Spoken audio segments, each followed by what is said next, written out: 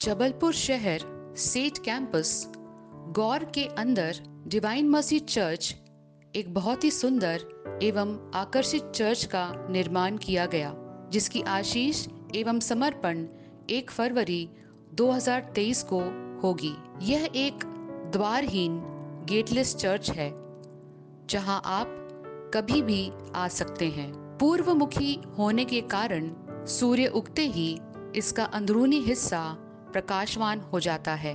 प्रविष्टि पर ही आप देखेंगे एक स्मारक पर अंकित किया गया बाइबल का वचन, मेरा घर प्रार्थना का घर कहलाएगा सब राष्ट्रों के लिए।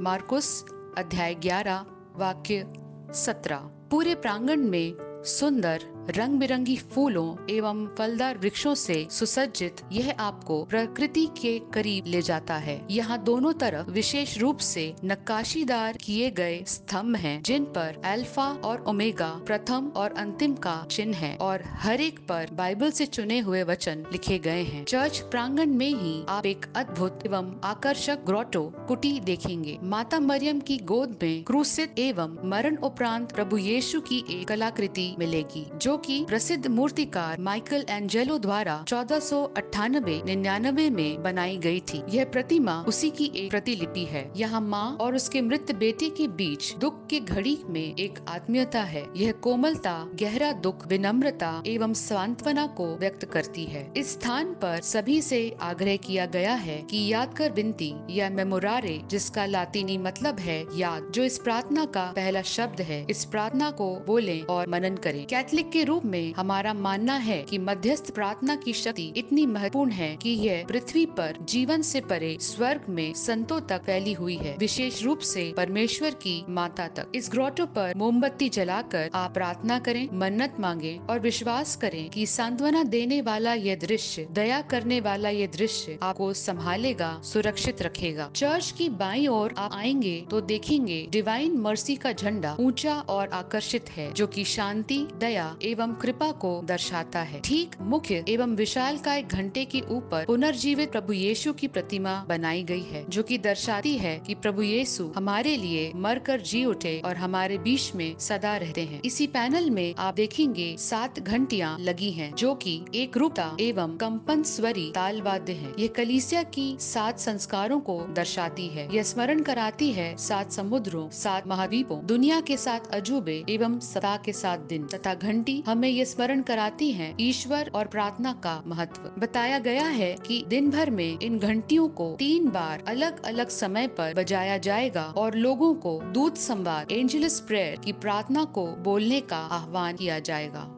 चर्च का जो अभयारण्य गर्भगृह है, इसके बिल्कुल मध्य में आप एक संगमरमर की वेदी देखेंगे, जिसके नीचे एक बीच से टूटी हुई रोटी विद्यमान है, जो कि प्रभु यीशु के शरीर को दर्शाती है, जिसे तोड़ा गया हमारी मुक्ति के लिए। हमें भी एक बुलावा मिला है अपने शरीर को तोड़ने का, हमारे समय को, हमारी प्रतिभाओं को, ताकि हम दूसरों को जीवन दे सकें। इसी वेदी से नीचे उतरते हुए आप सीढ़ी पर ईश्वर का वचन उत्कीर्ण किया हुआ देखेंगे। रोमियो के अध्याय 12 पद संख्या 1, एक जीवंत, पवित्र तथा सुग्राह्य बलि के रूप में अपने को ईश्वर के प्रति अर्पित करें। वेदी के दोनों तरफ एक एक मंच पोडियम है, जिसमें एक तरफ भले गडेरिये और दूसरी तरफ नबी मूसा, जिनके हाथों में 10 आज्ञाओं की पट्टी लिए हुए हैं, जो यह दर्शाते हैं कि हमारे दैनिक जीवन में हमें यही 2 स्थायी दिशा निर्देशों को ध्यान रखते हुए चलना है। वेदी से उतरकर बाईं ओर माता मरियम क्रिस्तियों की सहायता की प्रतिमा रखी गई है, जहां आप माता मरियम के प्रेम, सुरक्षा, हिमायत एवं वात्सल्य को अनुभव कर सकते हैं। ठीक इसके ऊपर आप देखेंगे प्रभु यीशु मसीह के जन्म की तस्वीर, द पिक्चर ऑफ नेटिविटी। वेदी की दाईं ओर आप देखेंगे ईश्वर दिव्य दया, डिवाइन मर्सी, प्रभु यीशु की प्रतिष्ठित तस्वीर, जहां पर आप बैठकर मनन चिंतन एवं एकाग्र होकर प्रार्थना कर सकते हैं। इसी स्थान से हर शुक्रवार के दिन दया की प्रार्थना की उद्घोषणा की जाएगी। यहाँ पर बाइबल हमेशा रखी रहेगी, जिसे आप पढ़कर प्रार्थना कर सकते हैं। इस अभयारण्य में एक विशेष रूप से तैयार किया गया टैबरनैकल दल बादल है जो हमारे विश्वास का केंद्र है। इसकी दूसरी तरफ पवित्र बाइबल प्रतिष्ठित की गई है। इन दोनों स्थानों से प्रेम, दया एवं चंगाई की लपटें, फ्लेम्स निकलते हुए दिखाई देती है। यहाँ आप ईश्वर की उपस्थिति में समय व्यतीत करें। पवित्र परमप्रसाद में उपस्थित यीशु एवं बाइबल के वचनों द्वारा प्रभु यीशु की बातों को सुने। केवल प्रभु यीशु के पास अनंत जीवन के वचन हैं। पूरे चर्च के मध्य में दीवार पर आप देखेंगे डिवाइन मर्सी की प्रतिमा प्रतिष्ठित है, दिव्य दया की प्रतिमा, जो इस चर्च का मुख्य आदर्श एवं आकर्षण है। प्रभु यीशु संत फॉस्टीना को 1931 से 1938 के बीच कई बार दर्शन दिए। उन्हें न केवल संदेश दिए बल्कि उन्हें एक प्रतिमा बनाने के लिए भी कहा। जैसे वास्तव में प्रभु यीशु दिखाई दे रहे थे, वैसे ही एक पोलिश छविकार को यूजिन काजिमोरिस्की को वर्णन कर इस प्रतिमा की सृष्टि हुई। इसके साथ ही प्रभु यीशु दर्शन में उन्हें करुणा की माला विनती भी दिए और अपनी यह तीव्र इच्छा जताई कि इस माला विनती को इस दिव्य दया छवि के सामने करें। डिवाइन मर्सी चर्च की रचना एक दीप स्तंभ या प्रकाश स्तंभ अर्थात लाइट हाउस के रूप में की गई है। इतिहास गवाह है कि समुद्र तटों पर, द्वीपों पर, चट्टानों एवं नदियों के किनारे प्रमुख स्थानों पर जहाजों के मार्गदर्शन के लिए इन्हें बनाया जाता था। इनसे रात के समय प्रकाश निकलता है।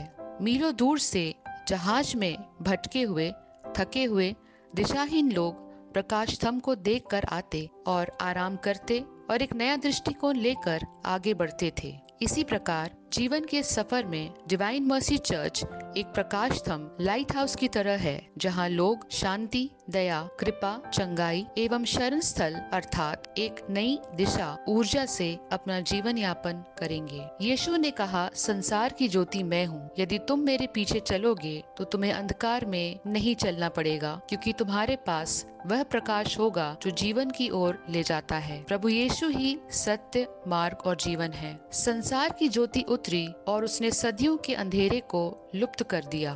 3 मंजूषी एक चमकते हुए तारे को देखते हुए संसार के मुक्तिदाता प्रभु यीशु के जन्म स्थल पर पहुंचकर दंडवत करते हैं। उसी तरह आप भी एक रोशनी के रूप में निकलती हुई दया, क्षमा, सांत्वना, प्रेम एवं चंगाई को डिवाइन मर्सी चर्च में अनुभव कर पाएंगे। यह पूरे संसार के लिए एक प्रेरणा एवं सांत्वना का स्रोत है। चर्च के दरवाजे पर मुख्य 4 प्रचारकों की छवि लगी हुई है, जो हमें बाइबल पठन के लिए प्रेरित करती है और प्रभु यीशु के जीवन और शिक्षाओं पर चलने के लिए कहती है।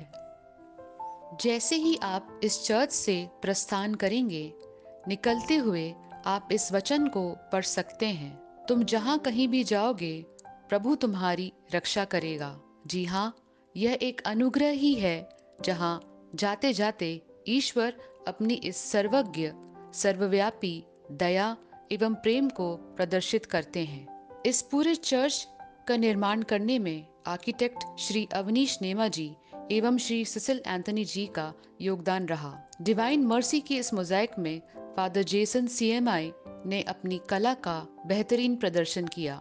सहायक पल्ली पुरोहित डॉक्टर फादर बेन एंटन रोज, जो निरंतर यहाँ का कार्यभार संभाल रहे थे, उनका एक विशेष योगदान है। अंततः डॉक्टर फादर डेविस जॉर्ज को हम बधाई एवं आभार व्यक्त करते हैं, जिन्होंने वर्षों से इसे एक तपस्या के रूप में अपनी संकल्पना, विचार एवं योजनाओं को रखते हुए जबलपुर धर्म प्रांत, मध्य भारत को एक तीर्थ स्थल, प्रार्थना घर अर्पित किया है, जो कि ऐतिहासिक एवं कई लोगों के लिए एक शरण स्थल रहेगा। उन्हीं के कथन के साथ मैं इस व्याख्यान को अंत करूंगी।